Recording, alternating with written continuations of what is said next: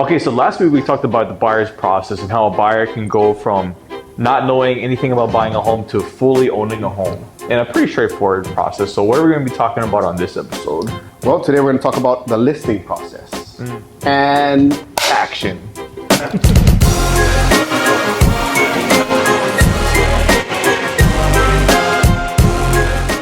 What's up, guys? It's good to see you. Welcome back to another episode of Aloha Cribs.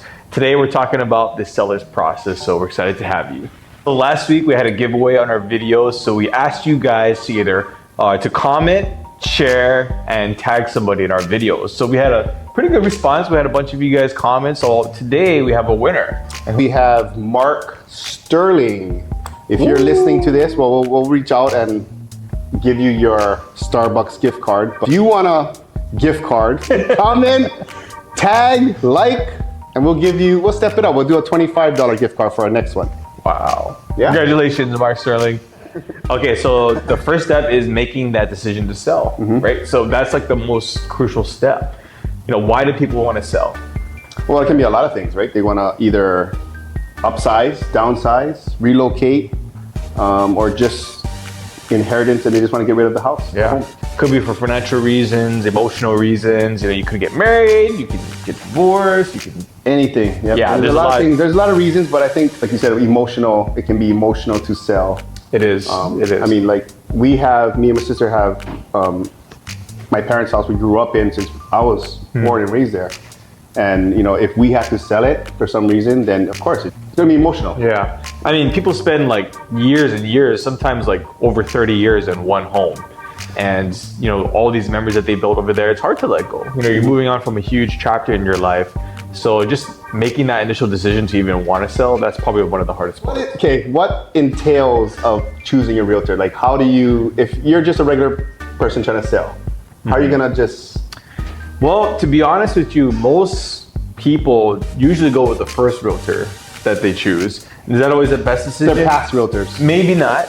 Yeah, so we always recommend maybe checking out a few different ones. And the reason why you should do that is to really compare and contrast like different experience levels, different marketing strategies, like your rapport with them too. You want to be able to work with somebody that you can, you know, have a nice relationship with. It's always, oh, my auntie's cousin's friend is a realtor, and you know, you have to, you know, go with them, choose them. But are they the right fit for you? Maybe not. Yeah, but we are. And just being upfront with the realtors, like, hey, you know, I'm gonna talk to like maybe a few realtors. You're one of them. I'm just getting an idea of, you know, what you guys have to offer. So just asking those questions. Just remember, like, you're the one hiring us. We're kind of hiring each other. You know, we can accept you as a client and you can accept us as a realtor. But you should take some time to interview like maybe 2 to 3 different realtors just to get a feel of like who's out there and what they can offer you. All right, so you chose your realtor now. Now it's time to prepare your home and get it as nice as possible before you list it. So if you want to sell now, you need to make it competitive. You need to make it on point. Staging, photography, cleaning. I mean, declutter. You gotta make it extra nowadays. Yeah. With how the market is. Yeah, right? I would say that if you want to get top dollar, you have to put everything you can into that property. You know, it could look like full renovations. It could look like deep cleanings that could cost you $600 to $700 just to clean your home.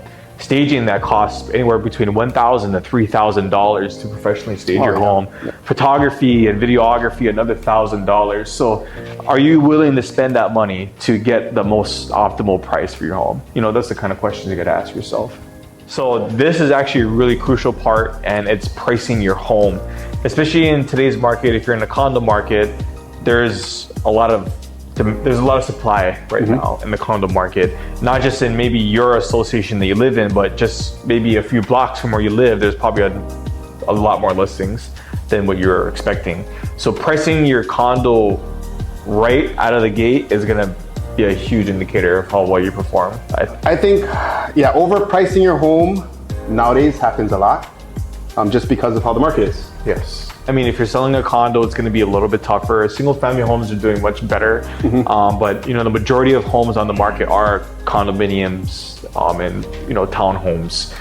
And, you know, just to kind of give an example, if a home might typically be worth about $450 to $500, might actually go to market right now for like 410 or 420. So that's kind of like how much under the market the whole condo market is right now and how competitive it is. You have to really probably undercut the market to stand out, to build urgency with clients. And It's hard to tell sellers that your home ain't worth that much, but I kind of tell them that in a nicer way, that your home really isn't, it's not going to sell. It's going to sit, and if it sits long, then it just throws red flags out. Right? So we don't want to overprice. Anybody can list their home for whatever price, but if it doesn't sell, then that's where you ask the question, is it really worth that much that you're trying to ask for? But this is another really crucial part, which is marketing. How are realtors marketing your home? What do they do? Where do they market it? So what are some traditional ways that people market, or realtors market? Traditional ways? Yeah. Besides flyers, emails, email blasts. That's kind of like what the normal stuff traditional, is. regular. That's like the regular stuff. Common ways. So people used to do like newspaper ads. We do emails now. We can send out flyers to the neighborhood. But what they're doing nowadays? Something that I like that our company does is we have something called a GG magazine, which is called Global Guide, and you can actually put your listing in this magazine that is all over the world. Everywhere. It's all over the world. So your beach house or beachfront property in Kahala could be featured in this magazine that people will see in Europe and might be like, oh wow, I think I'm going to go to Hawaii. So that's one way how we market. Other ways that we market is we can put your home on social media. There's actually really interesting ways in how you can target different regions and audiences so that when you're marketing your home, you can attract like certain types of buyers that might fit that type of profile that you're looking for.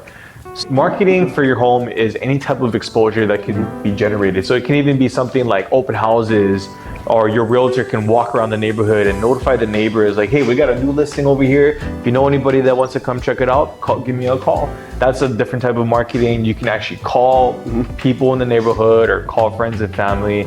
So what is your realtor doing for you on those types of skills? Like what kind of marketing are they doing for you? Other types of marketing that we do is photography, videography, and staging. And we actually have a special guest here today to talk about photography and videography and how that can impact your listing. We have Lil from LNJ Navarro Photography here to talk about how important it is to have professional photography, right? Because a lot of people, I don't know who still does it, but they still use their phones. Getting a professional photographer can actually help with the sale, right? It can boost everything up in the listing. Yes. Value of your home. So you explain. Go ahead. Okay. Explain what you do. No, and what thanks for having me on. I'm not used to being on this side of the camera. Usually I'm behind it recording you guys, but I think in today's market, especially where houses are kind of just sitting, I think it's really important for, you as an advisor or agent, real estate agent, should really show your seller that you are doing everything possible to really showcase their property in the best light. And with that, it would be professional photography and videography. I think it makes it really stand out. Especially for in Hawaii, I think homes, you really need to showcase the lifestyle, like what it's like to live here. So I think videos and photos can really do that. And in this day and age, everybody's searching online. So first impressions, right? They're like looking at, if they see 4 walls in a house, they can't really imagine like what it's like to live there. And I think photos, professional photos and video can really help kind of convey that. So what would be your approach to photographing a listing? Like what is your styles? What do you have to do? That's a good question, because I think people just think that photographers, we go into the house, we take a couple pictures and then we go home and we can deliver it. The process is a little bit more involved. I think when we first go to a listing, we look at obviously the features, like, okay, what is it about this house that we could feature? Like, is it a smart home? Does it have, I don't know, double shower heads? Does it, we want to make sure that whatever it is that we're taking pictures of, that we're showcasing the property. So it's funny you say that, because we do have sellers out there that just say, why do they take so long? Why do they need 2-3 hours to take pictures? Like, there's a whole process that goes into it. Yep. And a lot of them think that you guys just come in, take pictures and leave. No. But there is a process. So I'm glad you're explaining the whole. Yeah, no, it's Yes, for sure. So we go in, and when we actually look at the neighborhood too. Like, okay, what is it in the proximity of this property? What is it that we can, highlight? Like, is it near the shopping center? Can you see the Ko'ola Mountains? Things like that. Like, we try to integrate all of that into our media package, right? Whether it's most of the times it's videography, I think is more impactful when it comes to that kind of stuff. Showcasing the area and the neighborhood, but. Going back to the process, and I think the technique for us that we really talk about all the time, and I think, most people are like, oh, it goes over their head. They don't really care. They just want to know, just take the pictures and get out. Yeah. But I think for us, most people, I don't want to get into all the technical stuff, but essentially the technique is, it involves flash photography. It involves certain settings that, it's not like, just point and shoot kind of thing. That's the easiest way I can explain it. But and you also do virtual staging. We do virtual staging.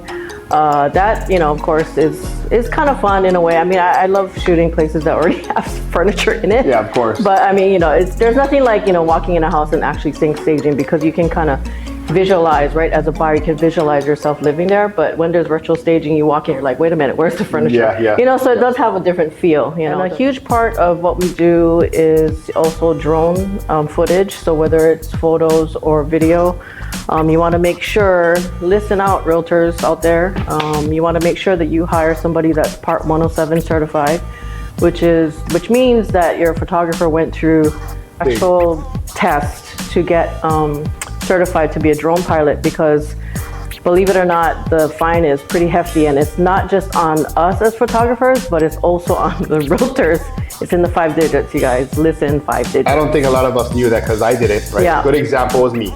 Yeah. I was like, I'm gonna use my drone and I'm gonna fly and take listing pictures and everything. No, so negative. I didn't know, so. I'm gonna tell you guys a quick story. Mainland realtor, he had his own listings, and he was doing drone photography for his own listings. And soon enough, it caught up to him. By the way, FAA, they do knock on doors, you guys. They know every time you're up in the air with a drone. They actually knocked on his door, and they fined him for, I believe it was 7 different listings of his own that he did footage for. And it was a hefty, yeah. Like it And basically he got stuck with that. Yeah. Oh yeah. And it basically, and NAR, they'll actually look at that. Your brokerage too, not to mention, they can get, subpoenaed. And You're gonna be in that magazine that we get, and all the bad people the Hall of magazine. Shame. Was it the Hall of Shame or the Book of Shame or whatever it is? But so you don't want to be stuck with that kind of fine or that kind of, publicity. It's not good publicity. So so we're gonna talk about being. Choose your realtor wisely. We're professionals. We are professionals. We know what you need to do to protect everybody.